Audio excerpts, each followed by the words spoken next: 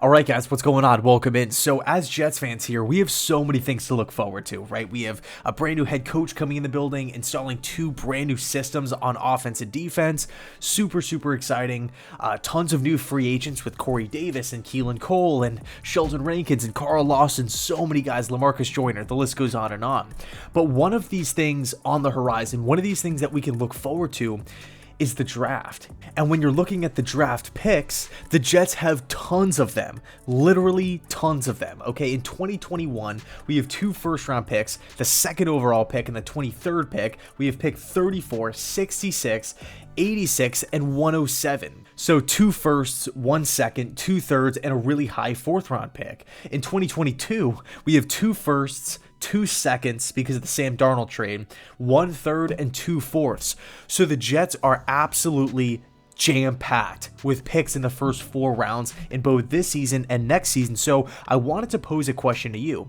Because the Jets have tons of draft assets and a bunch of young players, especially on the defensive side of the football, that are more tailored to a 3-4 style of defense, so they might not fit the 4-3 Robert Saleh defense. Still talented young players with high upsides for sure, but they might not fit the system moving forward.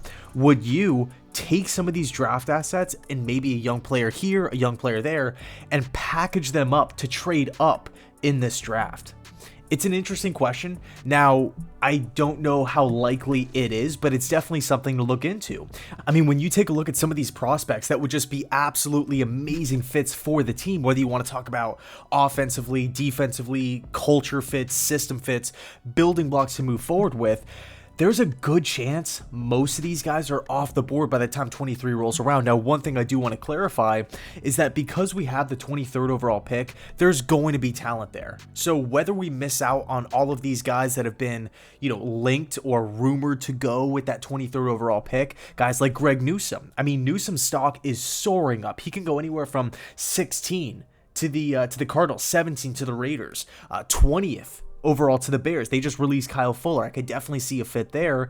Even the Tennessee Titans at spot number 22. He's going to have to get past all of those hurdles to make it to spot number 23. Who's another guy? Jalen Phillips. He's another prospect that's soaring up draft boards. He can go 11th to the Giants, 13th to the Chargers. Who else? Vikings at 14. 18 to the Miami Dolphins. Elijah Vera Tucker is another guy, a player that would be a fantastic fit for this team, right? One of the safest players in the draft, a huge upgrade at that interior guard position, that left guard position that we can team up next to Mekhi Becton. I can easily see him being off the board and going to the Chargers at 13 or the Vikings or the Dolphins at 18. We can never count out the Colts as well. Who else? Caleb Farley. That's another player that, we're hearing, he could fall, but we don't really know how far he's going to fall. I could see him going 16th overall to the Cardinals. We don't really know. So really, the point I'm trying to get at here is this.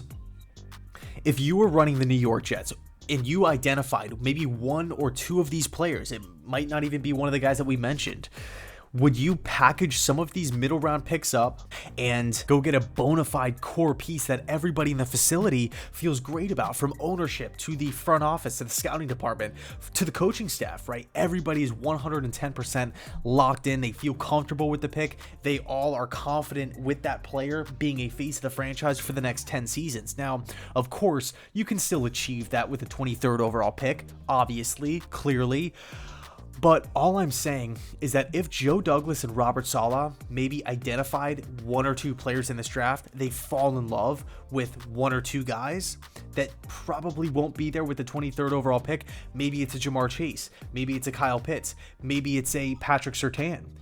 The Jets have enough ammunition to shoot up the draft board. We can literally say, we'll give you the 23rd overall pick. We'll give you a first round pick next year. We'll give you a second round pick next year. We'll give you a fourth round pick next year, along with the 23rd overall pick. Go up the draft board, select the player that we want to build around, whatever. Let's just say it's Kyle Pitts. And then next season, when 2022 rolls around, we'll still have a first round pick. We'll still have a second round pick. We'll still have a third and a fourth, because Joe Douglas has done an excellent job acquiring right, gathering up these extra draft picks. So it's just something to look into. It's just a bunch of hypotheticals here, but really I want to know your thoughts. Would you want to trade up if Kyle Pitts is on the board at spot number 7 or 8? Would you want to shoot up the draft board to go select him? Or say it's Patrick Surtain at spot number 9 with the Denver Broncos, or 10 with the Dallas Cowboys, or even Elijah Vera Tucker. Would you mind shooting up to 13 with the Chargers to go select that franchise guard? Or do you want to sit at spot number 23?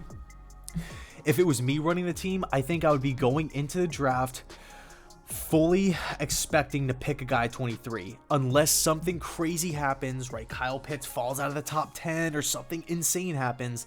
I think I want to keep the draft picks. That's just my personal opinion. That's what I want to do, because I feel like this team needs so many positions with corner and interior offensive line and running back, and I still feel like we can get maybe a little bit better at wide receiver. Outside linebacker is huge as well.